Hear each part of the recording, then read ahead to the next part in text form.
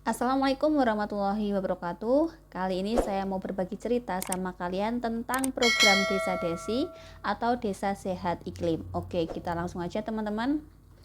Fasilitas pelayanan kesehatan berketahanan iklim dan lestari lingkungan. Jadi karena adanya perubahan iklim yang bisa menyebabkan banjir, kekeringan, kebakaran, badai, itu akan berpengaruh pada dampak lingkungan. Jadi ketersediaan air berkurang, kekeringan, sanitasi, pengolahan sampah tidak baik, pengolahan limbah cair juga tidak baik, limbah padat tidak baik, polusi udara, dan lain segala macam. Ini ada komitmen program kesehatan COP26 tahun 2021.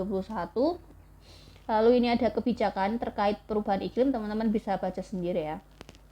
Nah, ini teman-teman yang paling penting adalah indikator rencana aksi kegiatan 2022 sampai 2024 mengenai Desa Desi adalah kabupaten kota yang telah memiliki peta kerentanan atau risiko, memiliki rencana kerja, dan juga harus ada intervensi.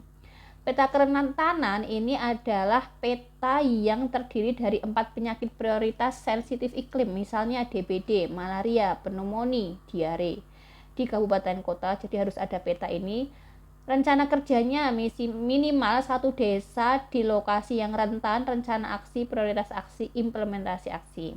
Intervensinya ada KIE, komunikasi, informasi, edukasi, bisa berupa poster atau leaflet, kemudian ada penggerakan masyarakat dan lain segala macam. Nah, ini contohnya teman-teman. Data kesehatan itu misalnya dari jumlah kasus DBD, diare, malaria, pneumonia. Untuk data kerentanan ini dari kepadatan penduduk, persentase rumah tangga dengan akses air bersih dan sanitasi layak. Untuk rencana kerjanya ini kan kita tahu ya ada 4 penyakit prioritas sensitif iklim. Yang pertama adalah DBD. Rencana kerjanya apa? Pembentukan jumantik di tingkat RT, juru pemantau jentik harus dibentuk teman-teman. Melakukan survei jentik nyamuk, mendata riwayat kasus DBD, sosialisasi DBD melalui poster, media sosial, dan pertemuan warga, membuat jadwal ya, harus ada gerakan bersih lingkungan gitu 1 minggu sekali minimal. Yang kedua adalah diare. Rencana kerjanya itu sosialisasi tentang diare melalui poster, media sosial, pertemuan warga, kampanye cuci tangan pakai sabun. Lalu ada pendataan jamban sehat, pembentukan bank sampah, penyediaan sarana cuci tangan pakai sabun. Kalau penyakit malaria yang kita lakukan apa? Bisa sosialisasi tentang malaria melalui medsos, poster, dan juga pertemuan warga. Gerakan 3M+, pembentukan jumantik mulai tingkat RT. Pneumonia, sosialisasi melalui poster, media sosial, dan pertemuan warga. Nah, ini adalah contoh rencana kerja yang saya buat. Teman-teman kalau ada yang baru lagi boleh di komen ya. Nah, ini juga di dalam Desa Desi itu ada yang namanya kegiatan APIK. APIK itu adaptasi perubahan iklim di bidang kesehatan. Karena kita kan levelnya di puskesmas, maka yang kita lakukan adalah pendampingan dalam implementasi APIK, monitoring, dan evaluasi. Ya, ini lanjut aja teman-teman. Ini teman-teman bisa baca sendiri. Nah, ini penting teman-teman. Desa Desi merupakan inisiatif mitigasi dan APIK yang dipimpin oleh sektor kesehatan di tingkat desa untuk merespon risiko yang dihadapi masyarakat atau dan rumah tangga akibat perubahan iklim. Jadi suatu tindakan perencanaan dan juga APIK yang dipimpin oleh sektor kesehatan di tingkat desa gitu ya. Nah, ini ada 10 upaya dalam rangka mitigasi dan APIK ya, adaptasi perubahan iklim. Kita itu ada di nomor 8 teman-teman. Jadi program kesehatan berbasis iklim, kegiatannya apa ya? Desa Desi itu. Ini kan nomor 8, Desa Desi. Kita langsung fokus pada prioritas penyakit yang sensitif iklim. Ini ada 4 tadi nggih. Dan itu dilakukan dengan RAN APIK. Ada rencananya, rencana aksi nasional adaptasi perubahan iklim. Jadi bisa dibilang dalam desa-desa ini di dalamnya ada banyak hal dan itu tuh disingkat terus gitu loh. Yang pertama kan Desa Desi, Desa Sehat Iklim. Kegiatannya apa? APIK, adaptasi perubahan iklim di bidang kesehatan. Dan rencana untuk melakukan APIK ini dengan RAN APIK, rencana aksi nasional adaptasi perubahan iklim di bidang kesehatan. Itu, dan dalam pelaksanaannya itu harus ada RKM, rencana kerja masyarakat. Setelah itu harus ada intervensi, monitoring, dan evaluasi. Masya Allah banyak sekali ya, tapi semangat. Ini situasi Indonesia saat ini teman-teman. Penyakit tidak menular itu menyebabkan kematian sekitar 73%. Nah, penurunan tangkapan ikan, dampak perubahan iklim terhadap ketersediaan air. 10 juta anak beresiko terhadap polusi udara karena kebakaran hutan. Jadi kenapa kok bisa disebut sebagai penyakit sensitif iklim? Karena misal tadi kan ada 4 ya, kita fokusnya 4, DBD, malaria, diare, sama pneumonia.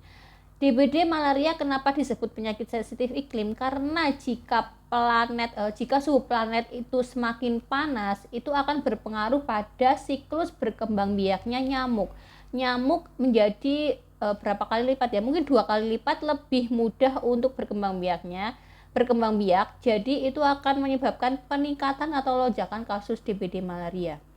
Itu kenapa kok bisa disebut penyakit sensitif iklim? Jadi kalau terjadi dampak perubahan iklim itu kan misalnya cuaca tuh ekstrim, berubah-ubah, kadang panas sekali, kadang dingin sekali. Nah, itu akan menyebabkan gangguan pada tubuh manusia sehingga mereka lebih rentan untuk terkena penyakit-penyakit misalnya tadi pneumonia. Kemudian juga diare, kenapa bisa? Karena ketersediaan air bersih itu berkurang dan juga kualitas air bersih itu juga menurun ya. Itu bisa menyebabkan diare. Semua orang ini berisiko terinfeksi DBD teman-teman, nggak melihat umur. Nah, ini adalah situasi DBD Indonesia di tahun 2022. Jumlah kematian ada 1.236 atau sekitar 0,86% ya kalau kita lihat dari CFR ya.